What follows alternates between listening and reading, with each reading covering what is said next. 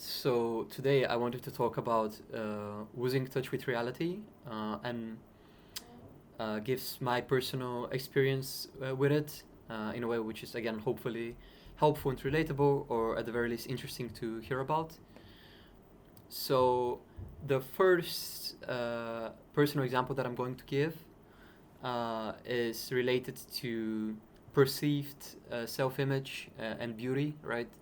So people differ a lot in terms of how they evaluate their own appearance. Like some people would give themselves a 9 out of 10, others would give themselves a 2 out of 10. And at the end of the day, I think that's totally fine. There's nothing wrong with either one of those ratings. I feel like when this perceived self image becomes an issue is when you take it a step further, and instead of just using it purely as a way to, I don't know, maybe evaluate your chances in a romantic relationship or something, you use it as a general rule about whether you deserve to talk to people in general, and that's something that I've struggled with for a really long time. So a great example of that is 2 years ago, during the summer, I walked myself in my house for 3 months straight, and the reason for that was because like the way I perceived myself and my appearance was, it wasn't just simply like evaluating myself like as a 2 out of 10 or something, but it was actually to the point where I felt guilty and ashamed to like whenever I would go out, right? Because I was like, for example, maybe I wanted to go to a fast food restaurant, right? But I would tell myself, nah, like the cashier doesn't deserve to look at my face, right? Because like I felt like it was to the point where I was thinking like, oh, like even the simple like act of like someone looking at my face, like if I'm like at a fast food restaurant or something, right, is going to ruin their appetite or their whole mood or something. So yeah, it was really bad, and that was why I was like I came to the conclusion I don't deserve to talk to people in general. So I just stayed at home, and like the point, it reached its worst point when I got extremely sick, and I really needed antibiotics and some other medications as well. And there's a pharmacy that's only 2 minutes away from my house. But for 2 weeks straight, I didn't go there to get my medication. Again, for the same reasons, right? I I felt too that I looked too disgusting, and I felt too ashamed to like go and just order the medication from the pharmacy and talk to the cashier or something. So to really illustrate how bad the situation was, I willingly chose to suffer for 2 weeks, right, instead of getting the medication.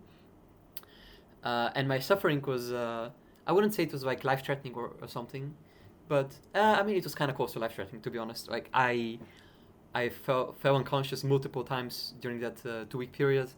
I would vomit like multiple times per day, and like all sorts of like other really bad stuff, right? So I willingly chose to suffer in that way for 2 weeks, instead of like talking to a human being, or not even talking to a human being, but just like being seen by another human being, right? So it was really bad, uh, until thankfully 2 weeks later, someone else bought the medication for me.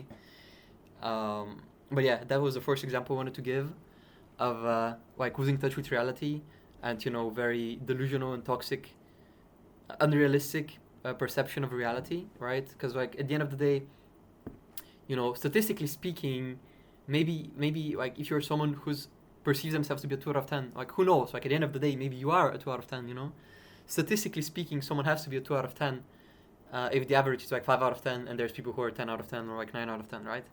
So again, the issue is never the rating you give yourself in terms of like attractiveness or appearance.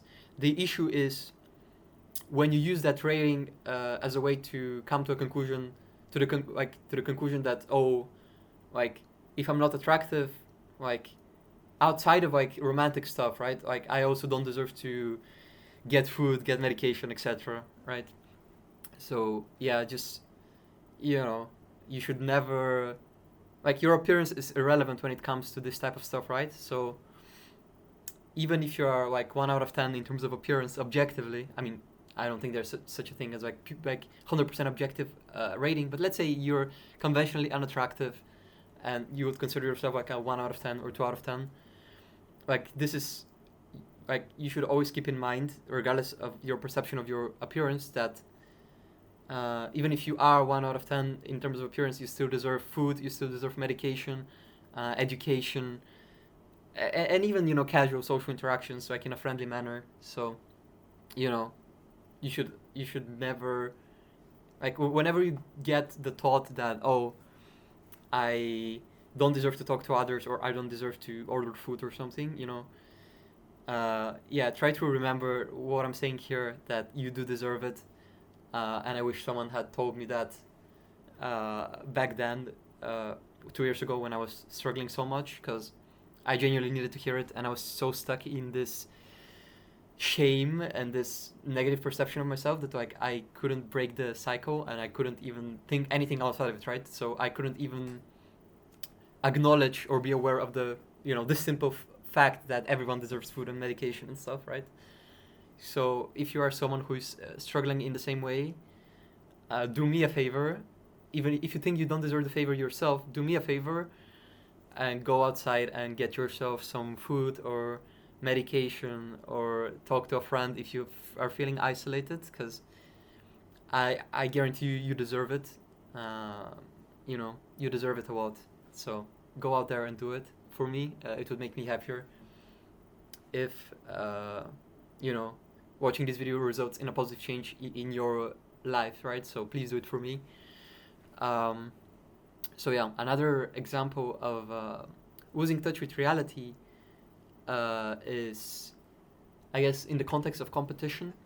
So I'm a very competitive person in general, and you know, uh, like you said, like when you're a very competitive minded person and your brain is wired in a competitive way, you always set like milestones, right? Like, oh, if I hit X rank, I'm gonna be happy, or something like that, right?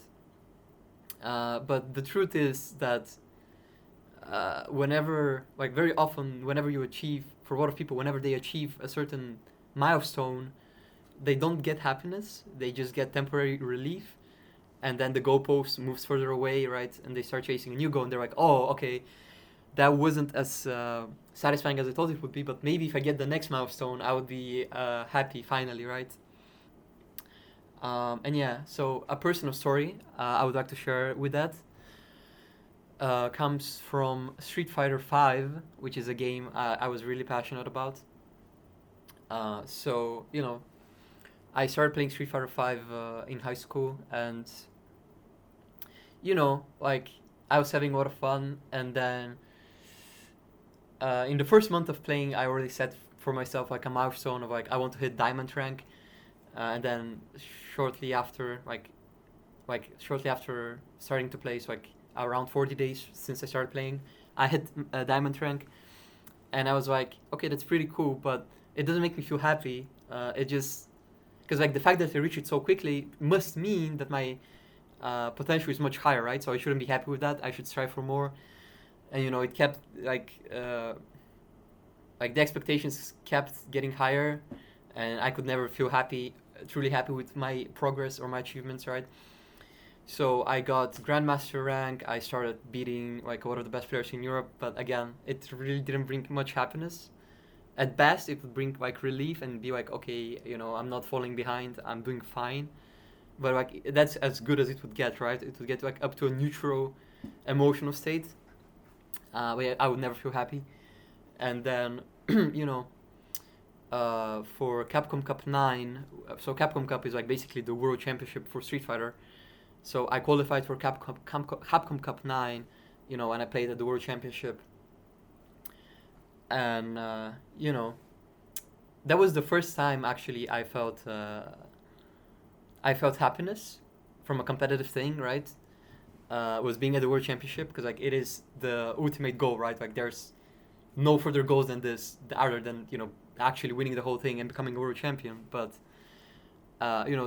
simply being there was like already pretty cool, and finally made me happy. and satisfied my internal standards that I had set for myself. But actually, looking back on it, I realized that the main reason I felt happy back then wasn't even because of the competitive achievement itself. It was because the World Championship is in person, right? So it's an offline event. So I got to interact with other people who share the same passion, right? And I started making connections with other people and friendships. And one of my best friends to this day is a guy I met through the World Championship in person. So I guess the second example that I'm giving, or the second personal story that I'm giving, I guess the conclusion and the lesson I'm trying to get out of it and communicate is that if probably there's exceptions of people out there who truly, for them it's really enough to feel happiness just based on competitive achievements, right? But for the vast majority of people, like if competitive achievements is the only thing you're pursuing and focused on, I don't think you ever I don't think you will ever feel truly happy, right? Because we are humans, and it's very healthy and very helpful to have outside of your competitive individual pursuits, right? It's also important to have friends, ideally a supportive family, or even if you don't have a family, right, just friends, maybe a romantic partner, or someone you want to spend the rest of your life with. Just in general, having people to share those moments with, share your progress with, and that's what truly made me happy personally, right? Because right now I am in a relationship, and I can tell you that once you are in a healthy relationship, like every competitive achievement that you get feels 10 times better because you have someone to share the happiness with, and every time you fail, it hurts a bit less because that's no longer the only thing that you have going on in your life, right? Because you can derive purpose and happiness from the connection you have with that person as well, right? So for me, like, of course, it's still a very important goal that I've set for myself to keep playing competitive games and do other competitive things, and hopefully become a world champion at something in the future. But outside, like, it's no longer the only thing that gives my life purpose. And making sure that my partner is happy and satisfied and spending meaningful time with them is equally important and makes me equally happy, and like I'm doing something important and meaningful. Yeah, so those are the two stories I wanted to share today. And perhaps I was thinking next time I make a video, it's going to be a bit more fun. I'm going to just share some crazy personal stories and experiences that I feel like are pretty unique and going to be fun and entertaining to listen to. But yeah, I wanted to keep this recording slightly more, I guess, not, yeah, slightly more boring and not that interesting, but maybe make it at least a little bit helpful or educational in some way, right? By being aware of those unhealthy thought patterns and delusional ways of thinking that are not in touch with reality. So yeah, as a final remark, I just wanted to say that again, another reminder: whoever you are, you do deserve food and medication and friendship and someone to talk to and someone to listen to you. And yeah, again, it is significantly longer video than the previous one. So also, if you watched or listened to the entire video, thank you a lot for that as well. I know that I'm not entitled to anyone's time, so I really appreciate a random stranger taking the time to listen to my thoughts and my stories. So thank you so much. Take care. And as a final thing, for the future, I want to say that I probably won't be able to upload a lot, like maybe once or twice per week at most. And some weeks I will not be able to upload at all, just because I have a roommate, and I wouldn't feel comfortable recording videos when my roommate is in the apartment as well.